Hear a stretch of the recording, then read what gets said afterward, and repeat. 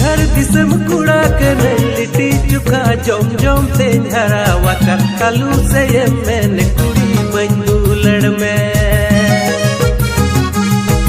बिहार दिसम कुड़ा कने लिट्टी चुखा जम जम ते हरा वाका कालू से ये मैंने कुड़ी बंदूलड़ में